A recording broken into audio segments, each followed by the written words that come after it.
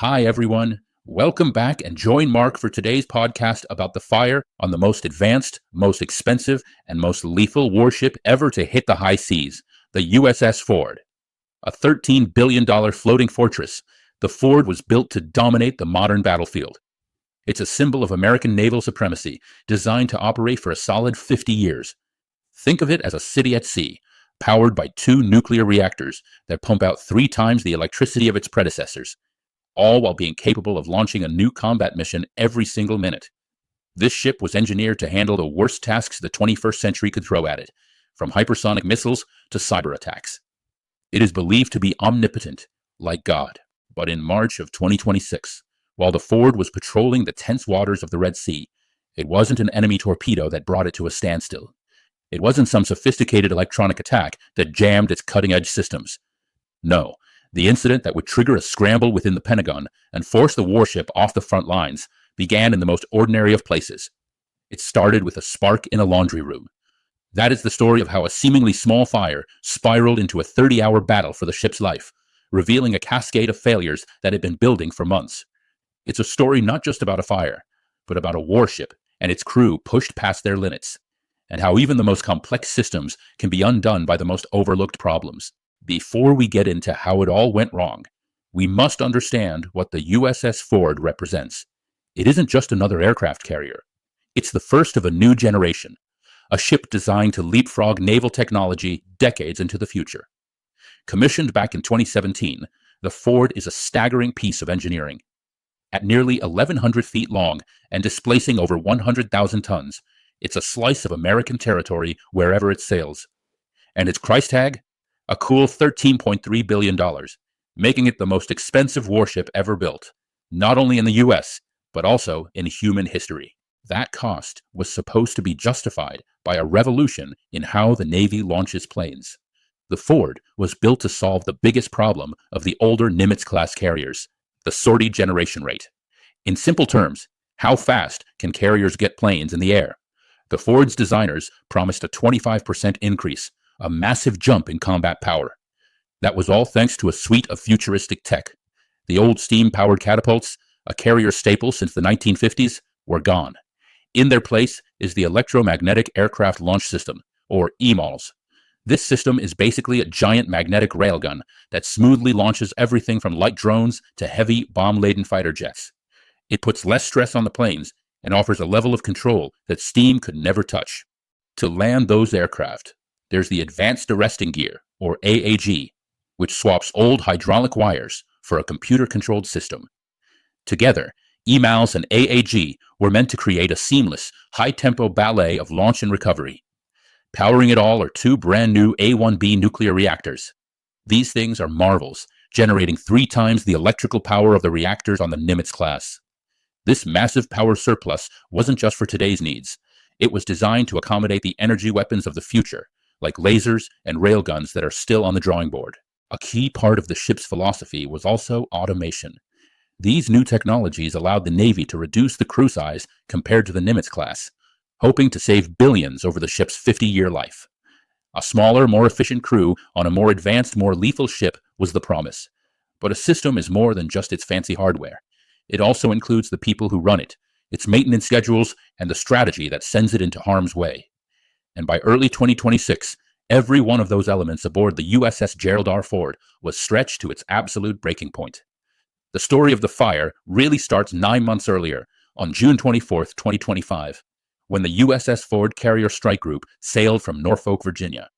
The plan was a standard deployment to the Mediterranean, lasting 6 or 7 months, but the world had other ideas. The first change came in October 2025, when the Ford was rerouted to the Caribbean. Then, as the new year began, the situation in the Middle East deteriorated. In February 2026, the Pentagon launched Operation Epic Fury, a major campaign to counter the imaginary Iranian aggression. Suddenly, the U.S. needed a massive naval presence in the Red Sea. The USS Abraham Lincoln was already there, but it wasn't enough. So, the call went out. The Ford's Mediterranean tour was over. Her mission was extended indefinitely. She was heading into a conflict zone. By March 7, 2026, the Ford had passed through the Suez Canal and entered the Red Sea, its jets beginning to fly missions for the operation. At this point, The crew had been at sea for nearly 9 months. A 6-month tour had morphed into an open-ended combat deployment. That exposes a major problem for the modern U.S. Navy. The fleet is stretched too thin to meet its global commitments. With a limited number of carriers, the burden of a crisis often falls on whichever ship is already at sea. That creates what analysts call a self-perpetuating cycle of decreased readiness. When a deployment is extended, its carefully planned maintenance schedule is thrown out the window.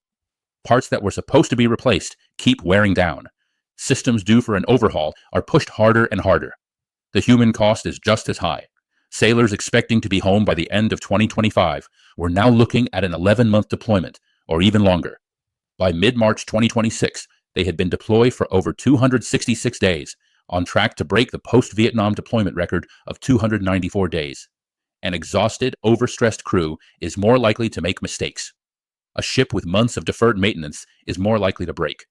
This toxic combination was creating a crisis long before anyone smelled smoke. Life on a deployed warship is tough, even in the best of times. But in the final months of the Ford's marathon deployment, conditions had gone from demanding to dire. The ship was facing a full-blown habitability crisis. The most blaring problem was the plumbing. The Ford was built with a cutting-edge vacuum-assisted sewage system, like the ones on airplanes, designed to be more efficient.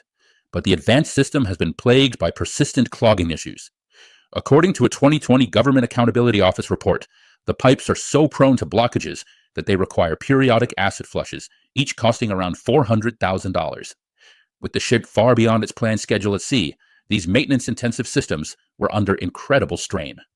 The task of fixing these issues falls on already exhausted engineering crews, who are also managing the high tempo of flight operations. It's a grueling, thankless job, a constant battle against systemic failures. The psychological impact of this can't be overstated. For a sailor at sea, basic sanitation is a cornerstone of morale. When that crumbles, it fosters a sense of futility and despair. It was the situation when the laundry systems also began to fail. A ship's laundry is an industrial-scale operation, and like the plumbing, these systems were being pushed far past their operational limits. With maintenance deferred for months, the massive dryers were operating under immense strain. Even under normal conditions, they are a known fire hazard, filled with combustible lint, flammable oils, and high-heat machinery. Now, they were a ticking time bomb. An exhausted crew, a ship with deferred maintenance, and failing basic systems. That was the state of the USS Gerald R. Ford as it conducted combat operations. It wouldn't take a missile to break it. All it would take is a spark. On March 12, 2026, the alarm was sounded. Fire. The location was the aft main laundry room, deep inside the carrier's steel labyrinth. For any sailor, fire is one of the most terrifying words you can hear at sea. There's nowhere to run. The only option is to fight. Immediately, the ship's damage control team sprang into action, drilled for exactly this scenario. The first step is always containment. Teams move to seal the area, closing heavy steel hatches to establish a fire boundary and starve the blaze of oxygen. But this fire was different. It had gotten into the ventilation system. Laundry dryers on this scale produce a massive amount of hot, lint-filled air, which is vented through a network of ducts. Over time, these ducts accumulate a fine, highly flammable layer of lint. The fire, which started in an overworked dryer, had ignited this lint, turning the ventilation system into a network of fuses that allowed the blaze to spread past fire boundaries. For 30 agonizing hours, the crews fought the fire. They cycled in and out of the smoke-filled darkness where steel bulkheads glowed red-hot. Finally, they broke its back. The fire was out. But as the smoke cleared, the scale of the disaster became obvious. The laundry room was a charred wreck. The real catastrophe, however, was in the adjacent berthing areas, the crew's sleeping quarters. They were completely devastated by heat, smoke, and water. Reports indicated that approximately 600 sailors were now homeless, although they are not on America's streets like hundreds of thousands of vagabonds. Still, they had lost their beds, their uniforms, their personal possessions. These sailors were forced to sleep on cots, on mess deck tables, or on the floor, wherever space was available. With the laundry facilities destroyed, no one on the 4,500-person ship could wash their clothes. The ship's nuclear propulsion plant was undamaged. The flight deck was untouched. The Navy insisted the Ford remained fully mission-capable. But it had suffered a grievous internal wound. Its crew was exhausted and partially displaced. The decision was made to pull the world's most advanced supercarrier from a major military operation, not because of enemy action, but because of a fire in its laundry room. The withdrawal of a U.S. aircraft carrier from an active combat theater is a huge deal. It creates a power vacuum and signals a reduction in military capability. The Ford was ordered to leave the Red Sea and head for the NATO naval base at Suda Bay, Crete, for urgent repairs and assessment. This move took its powerful air wing out of Operation Epic Fury, leaving the USS Abraham Lincoln as the only carrier in the immediate area. As the Ford limped towards Suda Bay, a formal investigation was launched. While the Navy has not revealed the cause, the context of the unending deployment and the habitability crisis raised serious questions. Was this just a tragic accident born from deferred maintenance and overstressed equipment? Or was it something more? The very possibility of arson had to be considered in such a high-stakes environment, though no official investigation has confirmed this. While any criminal element is unconfirmed, technical experts focused on the known risks. The Navy knows laundry rooms are common sources of shipboard fires, yet on its newest carrier, a fire in this high-risk area burned for over a day and caused mission-ending damage.